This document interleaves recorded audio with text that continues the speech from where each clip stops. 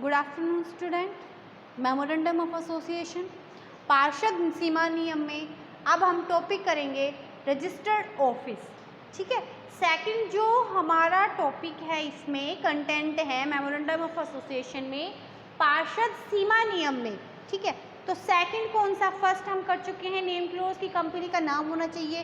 Second जो हमारा close है that is registered office close, यानी रजिस्टर्ड कार्यालय जो है। ठीक है, तो जो सेकंड क्लोज होता है, ठीक है, तो उसको बोलते हैं, जो सेकंड क्लोज है हमारा मेमोरेंडम ऑफ एसोसिएशन का वो है रजिस्टर्ड ऑफिस क्लोज। ठीक है, कौन सा है वो, रजिस्टर्ड ऑफिस क्लोज। ठीक है, तो the second clause of the memorandum is called the registered office और प्लेस या डोमिसाइल या लोकेशन और सिचुएशन क्लोज। ठीक है, तो इसके डिफरेंट नेम हैं। जो सेकंड क्लोज है हमारा एमओए का, this is the second clause of the OMA, this is the second clause of MOA. ये एमओए का क्या है, दूसरा क्या है, क्लोज है। ठीक है, अब इस एमओए क्लोज को क्या क्या बोलते हैं, इस एमओए क्लोज को प्लेस क्लोज भी बोल सकते हैं, डोमिसाइल भी बोल सकते हैं। ठीक है, प्लेस क्लोज भी बोल सकते हैं, डोमिसाइल भी, लोकेशन भी, सिचुएशन क्लोज भी। लोकेशन भी बोल सकते हैं, सिचुएशन क्लोज भी बोल सकते हैं। ठीक है, डिफरेंट नाम है। सेकंड क्लोज होता है एमओए का, रजिस्टर्ड ऑफिस होता है। ठीक है, यानी जो हम पंजीकृत कार्यालय खंड बोलते हैं इसको, रजिस्टर्ड ऑफिस क्लोज का मतलब होता है पंजीकृत कार्यालय खंड। ठीक है, यानी जहाँ पे कंपनी का रजिस्ट्रेशन ऑफिस होता है। ठीक है, तो रजिस्टर्ड ऑफिस को क्या बोलते हैं कि रजिस्टर इस खंड में उस राज्य का नाम लिखा जाएगा जिस राज्य में कंपनी का पंजीकृत कार्यालय स्थापित किया जाएगा, यानी उस स्टेट का नाम मेंशन होगा जिस स्टेट में रजिस्ट्रेशन ऑफिस है। ठीक है, कंपनी का रजिस्ट्रेशन ऑफिस जिस स्टेट में है उसी के आधार पर। ठीक है, फिर अगर हमें वो स्थान एक बार पता चल जाएगा तो उससे हम उसकी सीमा निर्धारित कर देंगे कि अगर ये हमारा रजिस्टर्ड ऑफिस कहाँ पे लोकेट है, किस स्टेट में लोकेट है, तो वहाँ पे अगर कोई भी डॉक्यूमेंट्स होंगे, यानी जो इम्पोर्टेंट डॉक्यूमेंट्स होंगे, जैसे आपने अपनी कंपनी का रजिस्ट्रेशन करा लिया, अब रजिस्ट्रेशन कराने के बाद जो इम्पोर्टेंट जो भी कम्युनिकेशन हम करेंगे कंपनी के साथ, वो किस पर करेंगे, किस पते पर करेंगे, वो हम रजिस्टर्ड ऑफिस ही तो करेंगे। यानी कंपनी से इम्पोर्टेंट जो भी डॉक्यूमेंट्स है, अगर उससे रिलेटेड कोई कम्युनिकेशन करना हो, पत्राचार करना हो, उनके पास कुछ इम्पोर्टेंट डॉक्यूमेंट्स देने हों, तो कैसे हम दे सकते हैं उनको, इम्पोर्टेंट डॉक्यूमेंट्स को जिस पते पर देना होता है वो होता है रजिस्टर्ड ऑफिस। इस रजिस्टर्ड ऑफिस में ही हम क्या है, दे सकते हैं। ठीक है, तो रजिस्टर्ड ऑफिस जो होता है, कार्यालय होता है, इसमें हम कर सकते हैं, इसमें होता है। ठीक है, तो रजिस्टर्ड जो ऑफिस होता है, तो फर्स्टली उसमें क्या होता है कि स्टेट का नाम लिखा होता है। ठीक है, राज्य का नाम लिखा होता है, यानी जो स्टेट है किस में है, जो हमारा रजिस्टर्ड ऑफिस। ठीक है, ठीक है, जो स्टेट है उसका नेम क्या होता है, मेंशन होता है। स्टेट नेम क्या है, मेंशन होता है। ये भी बताया क्यों जरूरी होता है, हमें पता चल जाए कि किस राज्य में हमारा रजिस्टर्ड ऑफिस है। ठीक है, अब कि कंपनी के रजिस्ट्रेशन के लिए जो हमारा एप्लीकेंट है, यानी जो हमारे प्रमोटर है, ठीक है, उसको एक पते की सूचना देनी होती है जिससे कम्युनिकेशन कर सके। ठीक है, जहाँ पे जो भी इम्पोर्टेंट जो न्यूज़ है कंपनी को देनी हो, तो किस पे देनी होती है, किस में देनी होती है, रजिस्टर्ड ऑफिस में देनी होती है। ठीक है, तो इसलिए रजिस्ट्रेशन ऑफिस क्या है, बनाया जाना चाहिए। ठीक है, अब है कि रजिस्ट्रेशन ऑफिस और उसका जो सर्टिफिकेट होता है वो। ठीक है, तो रजिस्टर्ड ऑफिस और उसका सर्टिफिकेट,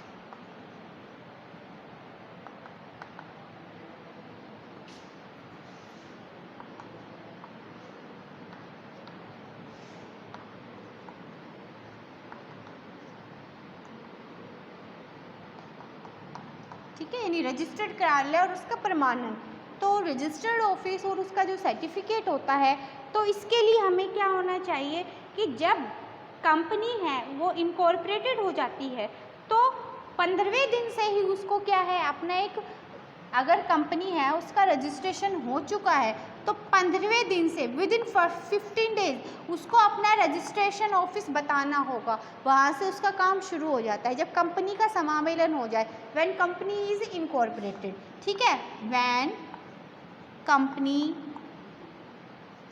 इज इनकॉर्पोरेटेड,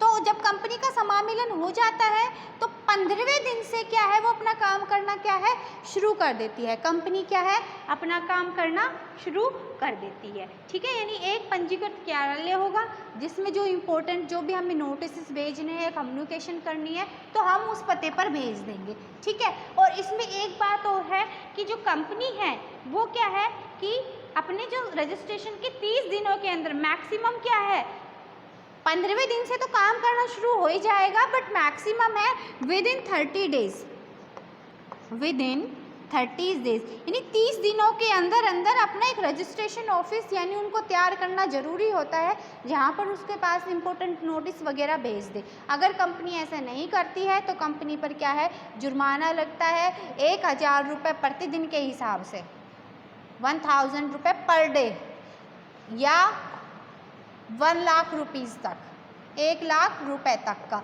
जो भी ज़्यादा होगा। ठीक है, यानी ज़्यादा से ज़्यादा 1 लाख रुपए तक हो सकता है और 1000 रुपये पर डे के हिसाब से पेनल्टी लगेगी, जुर्माना लगता है। ठीक है, तो 15 दिन के अंदर तो होना ही चाहिए, ज़्यादा से ज़्यादा 30 दिन का हम वेट कर सकते हैं रजिस्ट्रेशन ऑफिस का जो नाम है वो मेंशन करने के लिए। ठीक है, तो प्रमाणन जारी करेगी, यानी हमारा रजिस्ट्रेशन ये हमने ऑफिस ये बना लिया है, इसका जारी करेगी, सर्टिफिकेट होगा जिसके बारे में इसके बारे में नॉलेज होगी। ठीक है, तो वो होगा। ठीक है, तो और जो ये प्रमाणन करती है रजिस्ट्रेशन ऑफिस का, ये फॉर्म नंबर संख्या INC 22, form number INC 22, form number संख्या INC 22 है। इसमें क्या है, ये जो हमारी जो प्रारूप है हमारा, जो इसका मेमोरेंडम ऑफ एसोसिएशन का जो क्लोज है, इसका जो प्रारूप है वो कौन से फॉर्म नंबर संख्या में है, ये फॉर्म नंबर संख्या है INC 22। इसमें क्या है मेंशन होगा रजिस्टर्ड ऑफिस का। ठीक है, इसमें कौन सी कंपनी का रजिस्टर्ड ऑफिस कहाँ है ये मेंशन होगा, तो आप इसको पहले राइट डाउन कर लीजिए।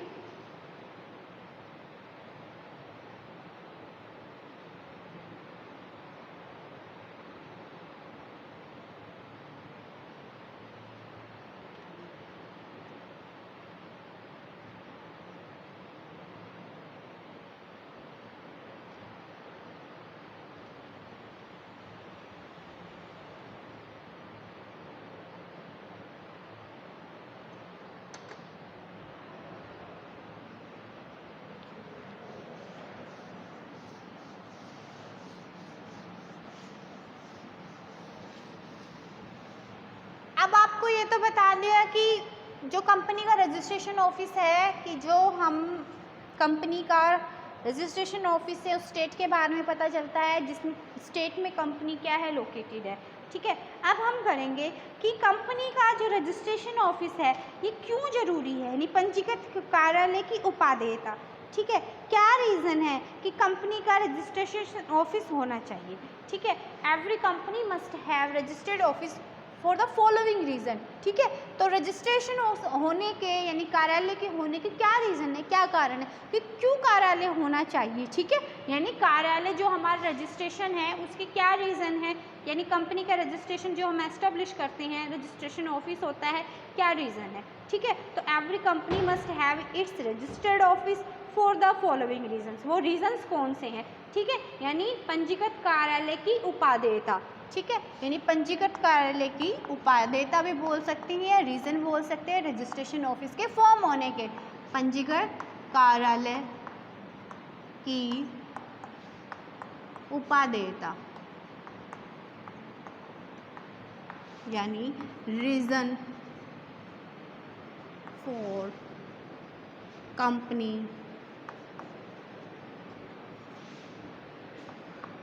मस्ट हैव रजिस्टर्ड ऑफिस, कि कंपनी के पास रजिस्टर्ड ऑफिस होना ही चाहिए, कार्यालय होना ही चाहिए। क्या रीज़न होता है, क्यों कार्यालय का होना ज़रूरी है? तो देखिए फर्स्ट जो रीज़न है कि it decide the domicile of the company, ठीक है, यानी ये क्या है, ये डिसाइड करती है, इट डिसाइड दी, फर्स्ट है it decide the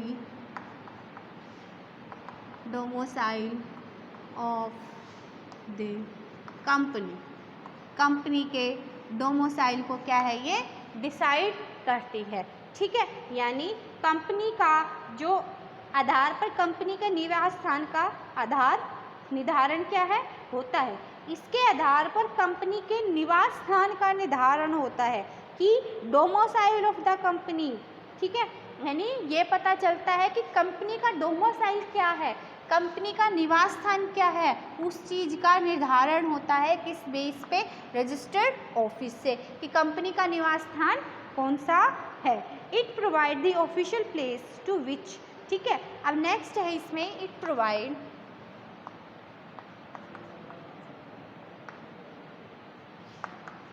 official place, it provide the official place to which all communication and notices,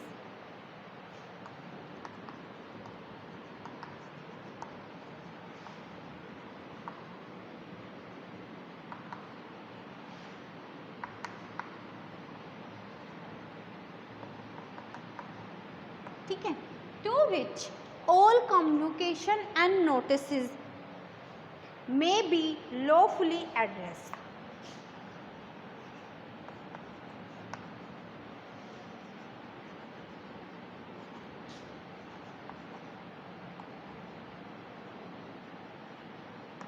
ठीक है, it provide the official place to which all communication and address may be lawfully addressed, ठीक है, यानी communication हम कर सकते हैं lawfully, यानी यह स्थान कानूनी रूप से कंपनी के जो संदेश और नोटिस है उसको विधिवत रूप से प्राप्त करके उनको रसीद प्राप्त करने का अधिकार स्थान माना जाता है। यानी अगर कंपनी को हमें कोई कम्युनिकेशन करनी है, संचार करना है, कोई नोटिस भेजना है तो किस पते पर भेजें, तो इस पते पर हम बोल सकते हैं, इस एड्रेस पे उनको भेजा जा सकता है, इसलिए रजिस्ट्रेशन ऑफिस की होने की ज़रूरत होती है, इसलिए ये ज़रूरी होता है। नेक्स्ट है इसमें it decide the jurisdiction of the registrar,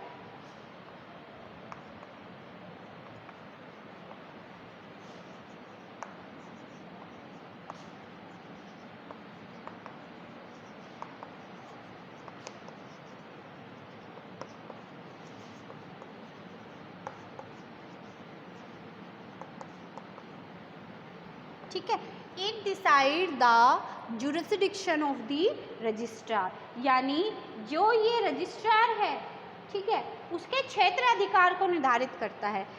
jurisdiction of the registrar यानी रजिस्ट्रार का क्षेत्र अधिकार कहाँ है, कहाँ उसको काम करना है, उसके जुरिसडिक्शन को निर्धारित करता है। नेक्स्ट है it decide the jurisdiction of police station and the court, it decide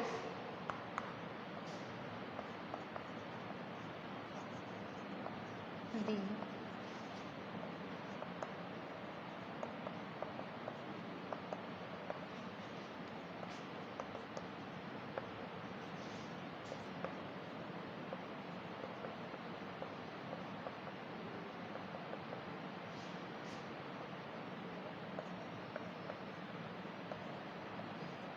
कि ये डिसाइड करता है कि अगर हमारा रजिस्टर्ड ऑफिस जहाँ पर है तो हमारा वहाँ पे कौन सा पुलिस स्टेशन लगेगा, किस क्षेत्र का पुलिस स्टेशन लगेगा, ठीक है, तो वो पता चलेगा, ठीक है। जैसे मुंबई पुलिस होती है, हरियाणा पुलिस होती है, ऐसे ही क्या होगा कि मूल पुलिस स्टेशन का पता चलेगा कि किस स्टेशन में आएंगे, एंड द कोर्ट, और उस राज्य का कौन सा कोर्ट लगेगा, ठीक है। अगर हमें उस जिले में यानी डिस्ट्रिक्ट लेवल में हमें करना है, स्टेट लेवल पे करना है, तो उसको पता तो होना चाहिए कि अगर कोई भी कानूनी कार्रवाई हो तो किस कोर्ट में हम करेंगे वो कानूनी कार्रवाई, ठीक है। तो इससे क्या है, ये सब क्या है, रजिस्ट्रेशन जो ऑफिस होता है, वो जो प्लेस होता है, उससे क्या है डिसाइड होता है कि it decide the jurisdiction of police station, it decide the jurisdiction of the registrar, ठीक है। तो इससे क्या है, इनका रजिस्ट्रेशन जो है ये होता है। It is the official place where all statutory registers and important book of the company are required to be kept, यानी ये क्या होता है, ऑफिशियल प्लेस होता है, ठीक है। यानी नेक्स्ट इसमें जो इसकी इम्पोर्टेंस है, रीज़न है, ये तो हमने रीज़न किया है कि रजिस्ट्रेशन ऑफिस क्यों जरूरी होता है, ठीक है, क्या कारण होता है कि रजिस्ट्रेशन ऑफिस के होने के। तो भाई एक तो ये कंपनी का निवास स्थान होता है, डोमिसाइल होता है कंपनी का, कम्युनिकेशन कर सकती है कंपनी जिसके साथ, है ना। अब नेक्स्ट है इसमें, it is a official place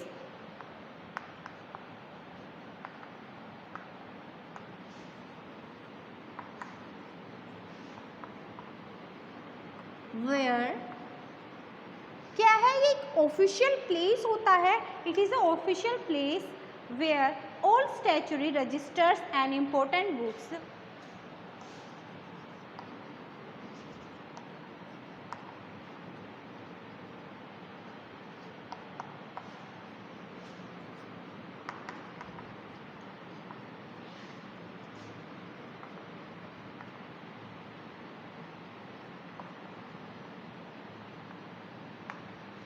where all statutory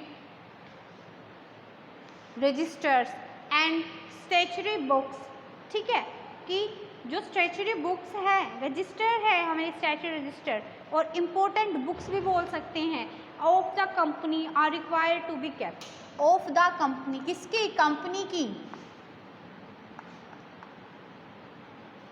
required to be kept, यानी जहाँ रखी जा सके, जो भी कंपनी के इम्पोर्टेंट डॉक्यूमेंट्स होते हैं, रजिस्टर होते हैं, यानी जो कंपनी के महत्वपूर्ण प्रलेख होते हैं, वो कहाँ रखे जाएंगे, वो रखे जाएंगे यहाँ पे। और रजिस्टर्ड ऑफिस वो स्थान होता है जहाँ से कंपनी पे कंट्रोल होता है, हम मैनेजमेंट कर सकते हैं, कंपनी को कंट्रोल कर सकते हैं, वो प्लेस होता है रजिस्टर्ड ऑफिस, जहाँ से कंपनी का क्या होता है, मैनेजमेंट होता है, कंट्रोल होता है, प्रबंध और नियंत्रण होता है, वो प्लेस होता है, ठीक है।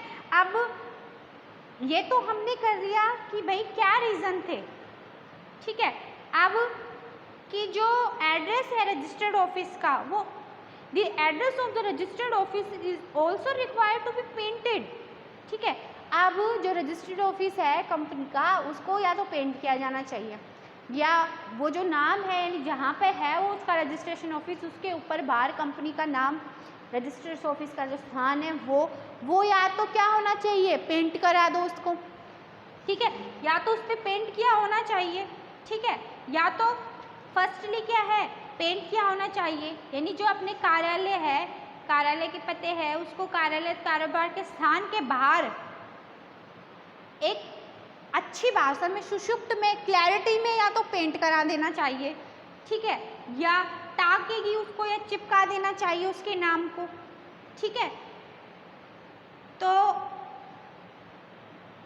ये होना चाहिए, ठीक है। सबसे पहले जो कंपनी की लोकेशन है, जो कंपनी का नाम है, उसका प्रकाशन कैसे करेगी कि क्लियर वर्ड्स में, या तो उनको क्या करेगी, या जो उनके नाम है उसको चिपका देगी या टाक देगी, अगर आपका उस पर कुछ पेंट पे लिखा हुआ है उसके, ठीक है, क्लियर शब्दों में पता होना चाहिए कंपनी का नाम ये है, रजिस्टर्ड ऑफिस ये है।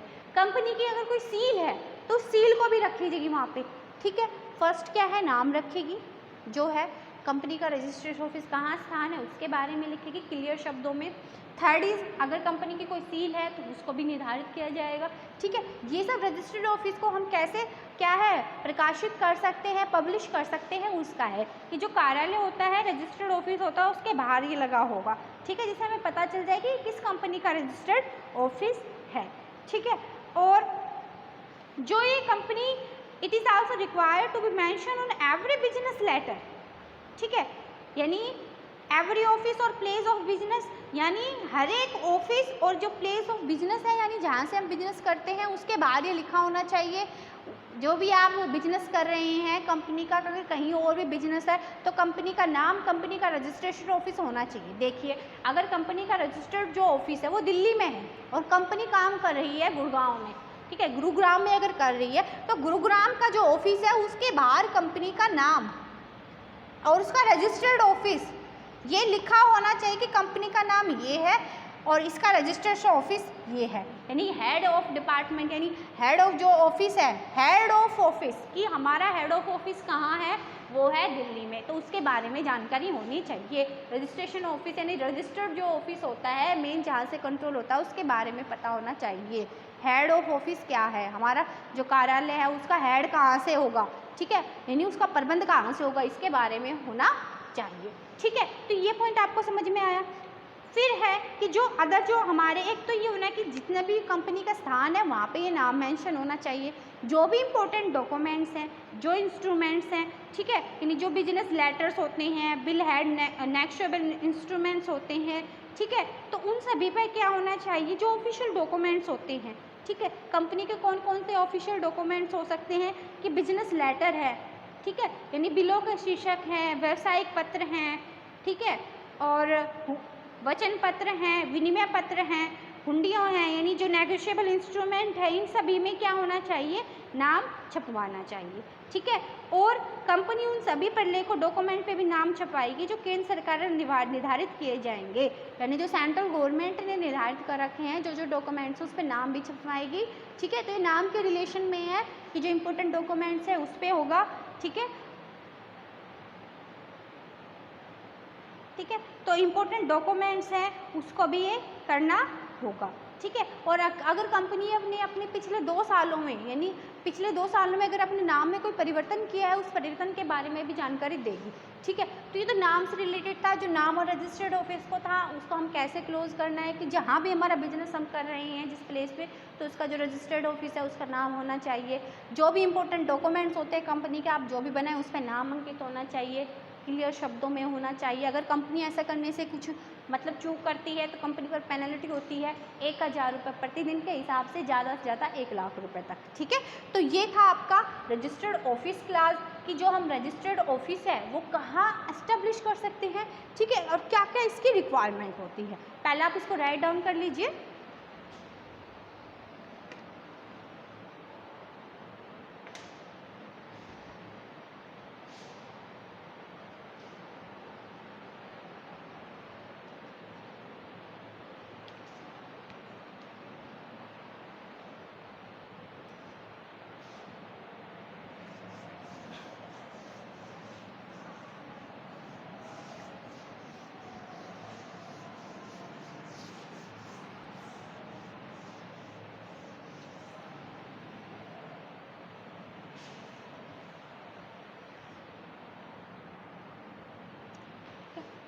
अब एमओए में हम थर्ड क्लॉज करेंगे, वो है रजिस्टर्ड ऑफिस क्लास हो गया। अब हम करेंगे object class, object of company या ऑब्जेक्ट क्लास। ठीक है, थर्ड क्लॉज हम क्या करेंगे, ऑब्जेक्ट क्लॉज, जिसको उद्देश्य खंड भी बोलते हैं। ठीक है, अब उद्देश्य जो खंड है ये थर्ड क्लॉज है, कंपनी का इम्पोर्टेंट क्लॉज है।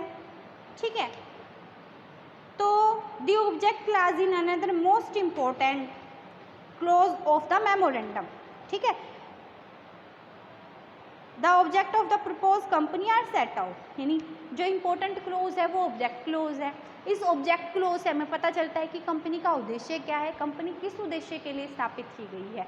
ठीक है, कंपनी का मेन उद्देश्य क्या है, तो ये किससे पता चलता है, ये पता चलता है हमारे ऑब्जेक्ट क्लॉज से। ठीक है, तो ऑब्जेक्ट क्लॉज में क्या होता है कि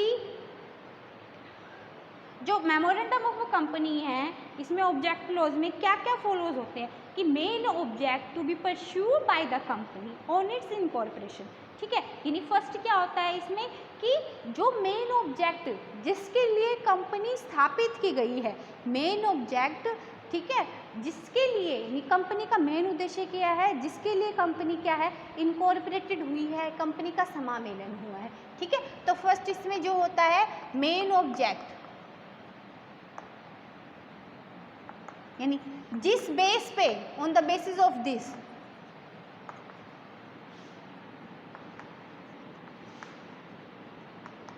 कंपनी इज इनकॉर्पोरेटेड। ठीक है, यानी जिसके लिए कंपनी का समावेशन हुआ है, मेन ऑब्जेक्ट वो है, वो क्लियर होता है। मुख्य उद्देश्य है कि कंपनी का मुख्य उद्देश्य ये है, इसके लिए हम कंपनी एस्टेब्लिश कर रहे हैं। तो ये हमें किससे पता चलता है, ये हमें पता चलता है ऑब्जेक्ट क्लॉज से। ओके, कि कंपनी के वे उद्देश्य जिनके लिए कंपनी समावेशित हुई है, समावेशित करना प्रस्तावित हुआ है। ठीक है, सेकंड है इसमें कोई विशेष उद्देश्य जो इन उद्देश्यों के प्रोत्साहन के लिए माना गया है, या ऑब्जेक्ट इंसिडेंटल और ancillary to the attainment of main object. ठीक है, ऑब्जेक्ट इंसिडेंटल, सेकंड जो ऑब्जेक्ट होंगे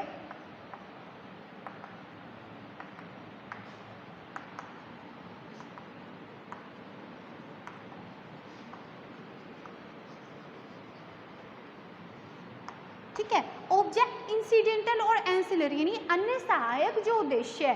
ठीक है, सहायक उद्देश्य क्या है, to the attainment of main object, to दी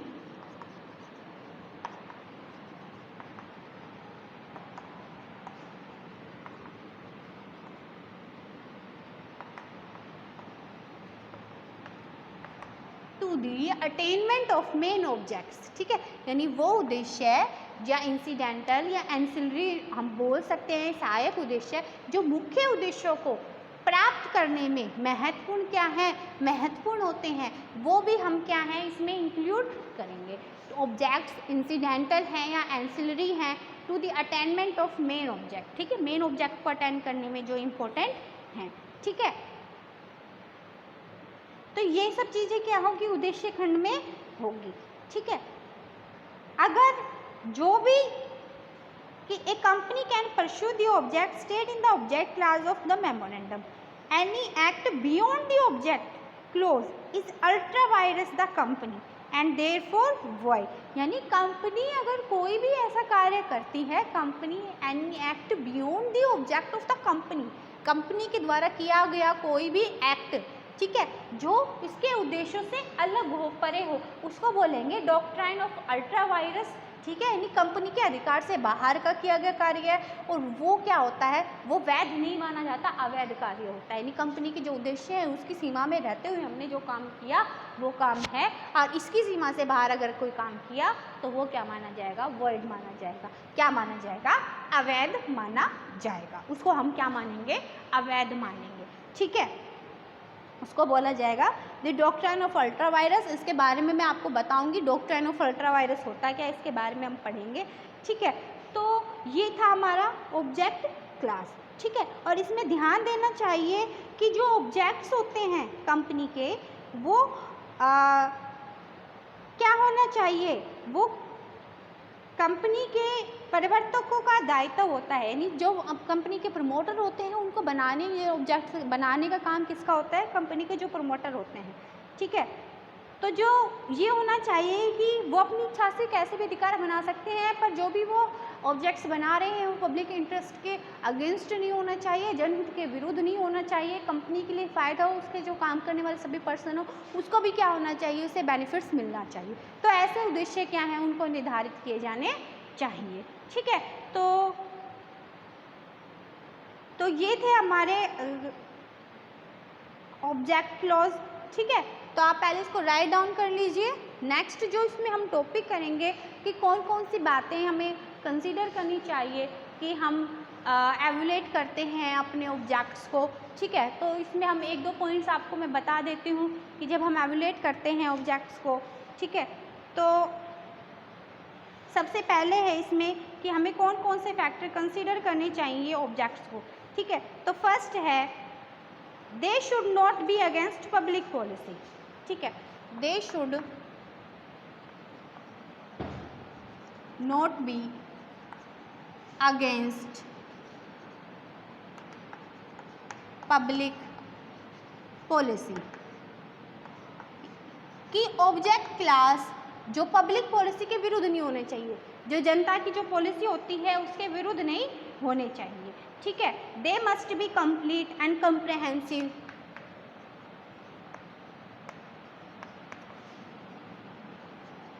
कि जो उद्देश्य है वो कंप्लीट पूरे होने चाहिए, कम्प्रहेंसिव होने चाहिए, स्पष्ट होने चाहिए, ठीक है।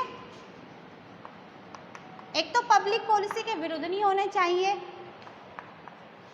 कंप्लीट होने चाहिए, कम्प्रहेंसिव होने चाहिए, they must be stayed in the prescribe manner,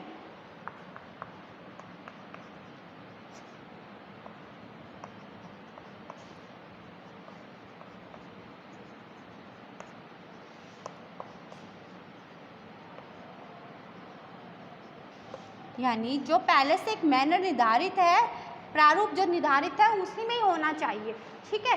तो ये following points should be consider while setting objective, ठीक है। The object should not be against the law of land, ठीक है। The object should not be against, the objects should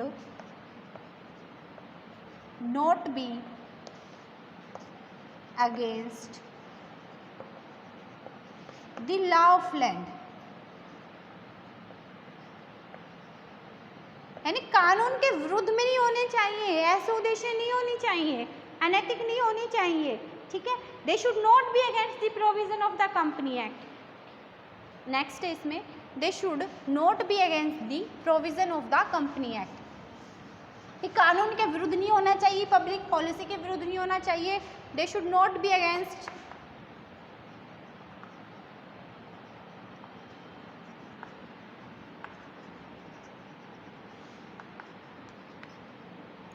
the provision of the company act, कि जो provision बताए गए हैं company act में, जो प्रोविज़न बताए हैं उसके विरुद्ध में नहीं होने चाहिए, उसके अकॉर्डिंग ही होने चाहिए, ठीक है। तो उद्देश्य के बारे में ये है कि कंपनी के उद्देश्य अवैधानिक अनैतिक नहीं होने चाहिए, कंपनी अधिनियम के not against to company act होने चाहिए, नहीं होने चाहिए, कंपनी एक्ट जो है लॉ के अकॉर्डिंग नहीं होने, अनअकॉर्डिंग नहीं होने चाहिए, विरुद्ध नहीं होने चाहिए, अगेंस्ट नहीं होने चाहिए, पब्लिक पॉलिसी पब्लिक इंटरेस्ट के विरुद्ध नहीं होने चाहिए, स्पष्ट होने चाहिए, क्लियर और कम्प्रहेंसिव लिखे होने चाहिए, ठीक है। इसमें हम कंपनी के जो राइट्स होते हैं वो नहीं लिखते हैं, उद्देश्य में जो कंपनी के अधिकार होते हैं वो लिखे नहीं जाते हैं, कंपनी के उद्देश्य में जो कंपनी के उद्देश्य हैं वही लिखे जाते हैं, इसके राइट्स हैं वो नहीं लिखे जाते हैं, ठीक है। कुछ ही कानूनी भाषा का हमें यूज़ करना चाहिए, ठीक है, कम भाषा का यूज़ करना चाहिए जिसको हम आसानी से समझ सकें। तो viability must be maintain, viability यानी औचित्यता रखनी चाहिए, कंप्लीट होना चाहिए, पूरा और विस्तृत होना चाहिए, कंप्रहेंसिव का मतलब विस्तृत होना चाहिए, ठीक है। और जो हम कंपनी के उद्देश्य हैं उनको अफर्मेटिव और नेगेटिव दोनों ही रूप में बना सकते हैं, यानी उसको सकारात्मक और नकारात्मक दोनों रूप में ही हम लिख सकते हैं। तो ये कुछ बातें थी, जब हम ऑब्जेक्ट क्लोज बनाते हैं उस समय हमें क्या है ध्यान में रखना चाहिए।